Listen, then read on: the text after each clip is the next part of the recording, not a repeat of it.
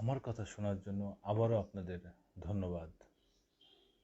আলোচিত সমালোচিত নায়ক রাসেল মিয়া গ্রেপ্তার। তার ৩ নম্বর স্ত্রীর কাছে তিনি ৬৫ লাখ টাকা যৌতুক চেয়েছেন।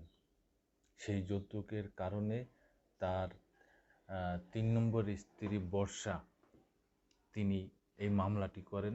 সেই মামলায় তাকে গ্রেপ্তার করা হয়। তিনি একটি সিনেমা করেছিলেন ভাইয়ারে নাম, সিনেমার নাম ভাইয়ারে।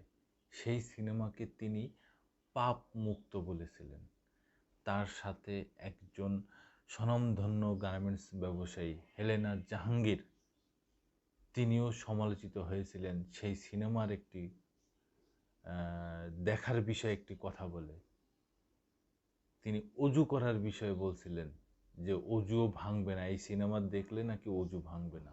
এমন সব বিকৃত টাইপের কথা বলে এই সিনেমাকে ভাইরাল করা হয়েছিল। তারপরও এই সিনেমা চলে নাই। সেই হেলেনা জাহাঙ্গীরও এই মামলার বিষয়ে কথা বলেছেন। তিনি বলেছেন যে যদি সংসার করার ইচ্ছাই থাকতো তাহলে তার ওয়াইফ বর্ষা তার কল রেকর্ড ফাঁস করতো না। তো ব্যাপার হচ্ছে যে কেন ফাঁস করেছে, কি কারণে ফাঁস করেছে, এইটুক তো বুঝতে হবে, এইটুক তো সবার মাথায় থাকতে হবে যে একটা ওয়াইফ তার স্বামীর কল রেকর্ড কখন ফাঁস করে, কল রেকর্ডটা কখন করে, সেটুক যদি বোঝার ক্ষমতা এই বিশাল ব্যবসায় না থাকে তাহলে আর কিছু বলার নেই। এ বিষয়ে আরটিভি নিউজে কি বলছে একটু শুনি আমরা। ৬৫ লাখ টাকা যৌতুকের দাবিতে মারধর করার অভিযোগে স্ত্রী সোমায়া আফরিন বর্ষার করা মামলায় সেই পাপমুক্ত সিনেমার অভিনেতা রাসেল মিয়াকে গ্রেপ্তার করেছে পুলিশ।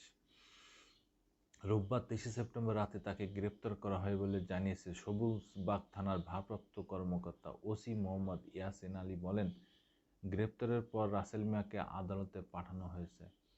এর আগে শনিবার ২১ সেপ্টেম্বর সবুজবাগ থানায় রাসেল মিয়ার বিরুদ্ধে মামলা করেন তার স্ত্রী বর্ষা। মামলার এজাহারে বাদী উল্লেখ করেন, চলতি বছরের ১৬ মার্চ ইসলামিক শরিয়ত মোতাবেক বিবাদী রাসেল মিয়ার সঙ্গে আমার বিবাহ হয়।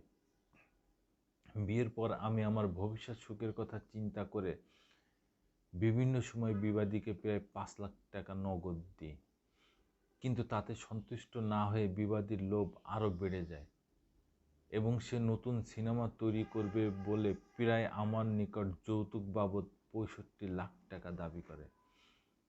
আর যৌতুকের টাকা না দিলে দ্বিতীয় বিবাহ করবে বলে আমাকে হুমকি দেয়।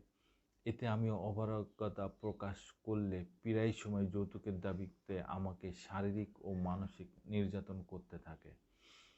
এজাহারের সোমায়া আফরিন আরও বলেন, আমি ভবিষ্যৎ সুখের আশায় বিবাদীর নির্যাতন সহ্য করে ঘর সংসার করতে থাকি। এই অবস্থায় গত বৃহস্পতিবার রাত ৯টার দিকে বিবাদী রাসেল মিয়া বাসায় এসে আমার নিকট যৌতুক বাবদ ৬৫ লাখ টাকা দাবি করে। এতে আমি অপারগতা প্রকাশ করায় সে আমাকে এলোপাথাড়ি মারপিট করে শরীরের বিভিন্ন জায়গা জখম করে। এই সময় আমার চিৎকারে আশেপাশের লোকজন আমাকে উদ্ধার করে, পরে মুগদা মেডিকেল হসপিটালে চিকিৎসা করায়। এদিকে রোববার ২৩ সেপ্টেম্বর রাতে ব্যক্তিগত ফেসবুক পেজে লাইভে রাসেল মিয়ার নির্যাতনের বর্ণনা দিতে গিয়ে কান্নায় ভেঙে পড়েন সোমায়া আফরিন বর্ষা। ওই লাইভে তিনি দাবি করেন, বিয়ের ৩ দিন পর থেকে রাসেল মিয়া যৌতুকের দাবিতে তার উপর নির্যাতন করতে থাকে। প্রসঙ্গত ২০২২ সালে প্রেক্ষাগৃহে মুক্তি পায় ভাইয়ারে নামে একটি সিনেমা। সেখানে নায়ক ও পরিচালকের যৌথ ভূমিকায় ছিলেন রাসেল মিয়া। সেই সময় রাসেলের একটি বক্তব্যকে কেন্দ্র করে ব্যাপক শোরগোলের সৃষ্টি হয়। মুক্তির পর ওই নায়ক নিজ সিনেমাকে পাপ মুক্ত সিনেমা বলে ঘোষণা দেন। এছাড়া ভাইয়ারে সিনেমাটি দেখলেও অজু ভাঙবে না বলেও মন্তব্য করেছিলেন রাসেল মিয়া এবং হেলেনা জাহাঙ্গীর, গার্মেন্টস ব্যবসায়ী। এরপর গত ১৮ এপ্রিল চলচ্চিত্র শিল্পী সমিতির নির্বাচনে বর্ষার সঙ্গে পরিচয় হয় রাসেল মিয়ার। সেখান থেকে তাদের সম্পর্ক এবং একটা সময় তারা বিয়ের সিদ্ধান্ত নেন, কিন্তু ঝড় উঠেছে তার সেই সংসারে। এই হচ্ছে রাসেল মিয়ার প্রকৃত অবস্থা এবং বর্ষার প্রকৃত অবস্থা। বর্ষার যে কথাগুলো বলেছে দর্শক বন্ধুরা, একটা মেয়ে তখনই তার হাজবেন্ডের নামে কথা বলে, বিরুদ্ধে দাঁড়ায়, যখনই সে নির্যাতিত হয়। এমন তো না বর্ষা তার কাছ থেকে, রাসেল মিয়ার কাছ থেকে টাকা নেছেন, ব্যাপারটা কিন্তু তা না। টাকা নেছেন কিন্তু রাসেল মিয়া তার কাছ থেকে।